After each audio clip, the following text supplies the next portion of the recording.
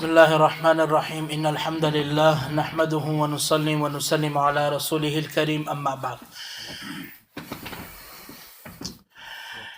فأعوذ بالله من الشيطان الرجيم بسم الله الرحمن الرحيم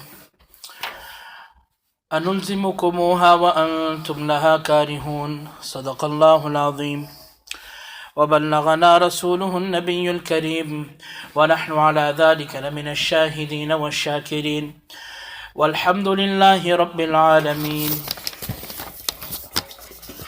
Respected brothers, elders, got a bit late today, so khair baharhal.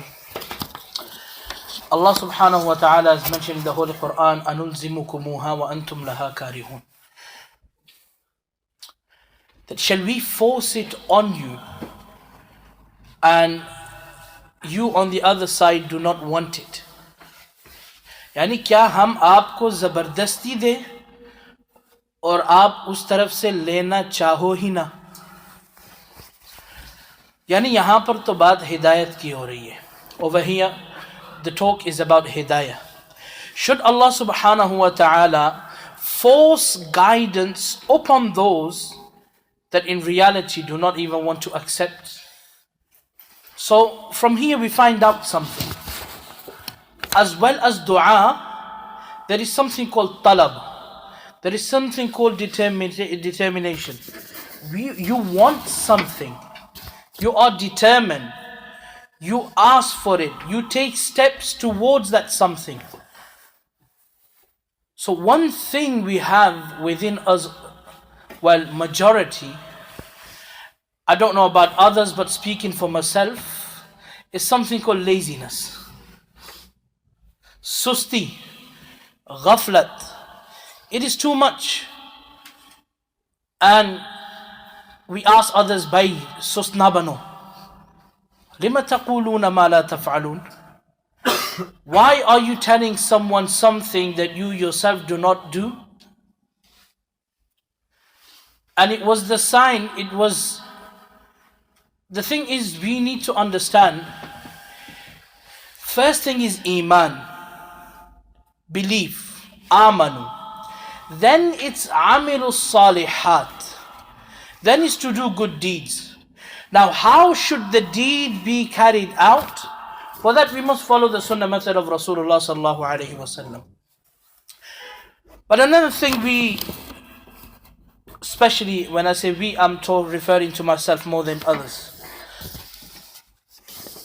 is that with a weak body or unfit body, a body that is unhealthy, how can one worship Allah subhanahu wa ta'ala the way it deserves to be worshipped? The way that worship deserves to be carried out. It is impossible. For a person that is unhealthy in his body or her body, when it comes to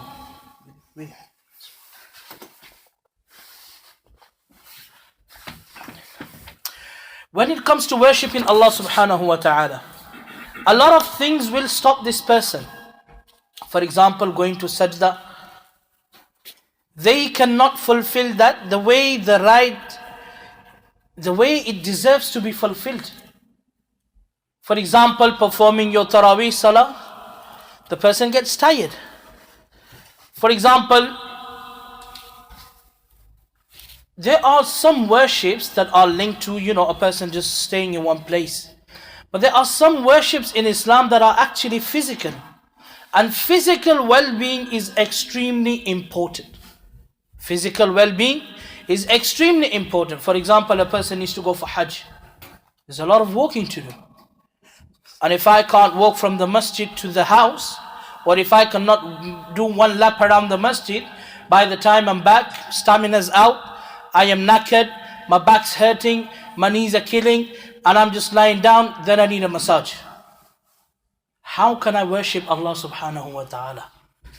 How can I worship Allah subhanahu wa ta'ala? And Allah, baaz log poochte, oh, such a small Kaaba. If Allah subhanahu wa ta'ala wanted to make a big Kaaba,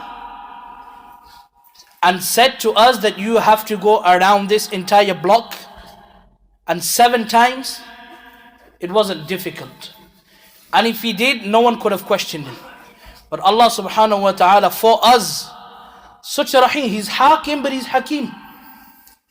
To make it easy for us, small Kaaba. 2 laps around this, 1 tawaf is 7 rounds is 1 tawaf. But if a person is physically unhealthy, how will they carry out this ibadah by themselves? ये क्या जिंदगी हुई कि बंदा हरमैन शरीफैन पर हाजिरी दे और खुद उस रब्बे जुल जलाल की इबादत भी ना कर सके? ये क्या जिंदगी है? तो लिहाजा सेहत का ख्याल रखना बहुत अहमियत का हामिल है. चंद चीजें हैं. एक तो ये है कि इंसान में तलब हो, तलब के साथ दुआ हो. We don't make dua. If you look at the life of Rasulullah sallallahu alaihi wasallam, there are so many du'as. Allahumma inni a'udhu bika min al-bukhli. Allahumma inni a'udhu bika min al-ajzi. Allahumma inni a'udhu bika min al-kasri. Allahumma inni a'udhu bika min an urad ila ardhal al-umr. And if we look at the lifestyle of Rasulullah sallallahu alaihi wasallam, at the age of 63, Aqa alayhi salatu wasalam passes away and he has 20 white hairs in his beard. And nowadays we got 30-year-olds, 20-year-olds, they've got half of their heads gone bald and beards half white. Why? What was it? They were healthy. Nabi alayhi salatu wasalam was healthy. The second thing Nabi alayhi salatu wasalam also had along with dua, it was food. He wouldn't have any junk food. Very healthy food, very cautious of this food. And Ramadan is coming up, we will see our own food. Nabi alayhi salatu wasalam would spend days just on kajur and water. And if there was no kajur, he would break his iftar with water. And we start of our iftar with a samosa. And then we're burping from the front and the rear end. So ye hamara hal hai. And then the third thing is intention. If those that are fanatics, when it comes to gyms, going to the gym and getting fit, becoming healthy, what is your intention? The intention is more getting a figure. Intention is going out there looking good. That's not my intent. Our intention should not be like that. Our intention should be only for the pleasure of Allah subhanahu wa ta'ala. The body is an aman of Allah subhanahu wa ta'ala. Therefore I will take care of it, because it's a command of Allah subhanahu wa ta'ala. So I can worship Allah subhanahu wa ta'ala the way He deserves to be worshipped. So those that are doing it, rectify intentions. And those that are not doing it, me myself, have the intention first. Force yourself. And then second thing is food, as well as all of this dua. There's no point doing 70 push-ups and then we can't do 5 times salah daily. इस जिस्म का क्या फ़ायदा? क्योंकि नीयत में वो नहीं जो हमें करना चाहिए, अल्लाह रब्बुल इज़्ज़त की रज़ामंदी. क्योंकि नीयत में ये कि भाई सेहत में फिट होना है, भागना है, आगे पीछे जाना है, हॉलीडे वगैरह मनाना है.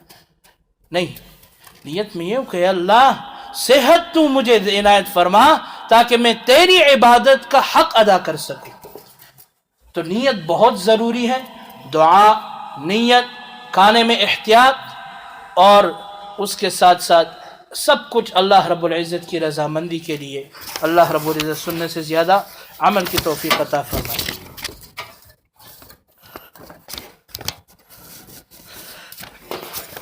और साथ में ये याद दहानी दोबारा करनी पड़ रही है कि फ़लस्तीन भाइयों के लिए खुसूसी दुआ फरमाए और उनको अपने हर अमल में याद रखिएगा. Don't make this something normal. It's not something normal. It's been over 100 days. Thousands have been killed. Still thousands are under the rubble. And mothers are away from their children. Children are away from their parents. They've not seen each other. There is no facilities. There is nothing over there that they can live a normal life. And we as Muslim brothers and sisters, we should not forget them, and we should make sure that this thing does not become normalized.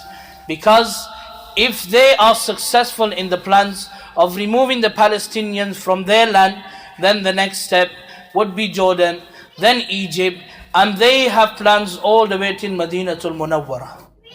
So we have to put an end to it on time, and we have to stand up to the oppression. And those that are trying to silence the Muslim voice, Muslims, you can cut off their tongues, but their lips will still be moving, and they will scream, free, free Palestine.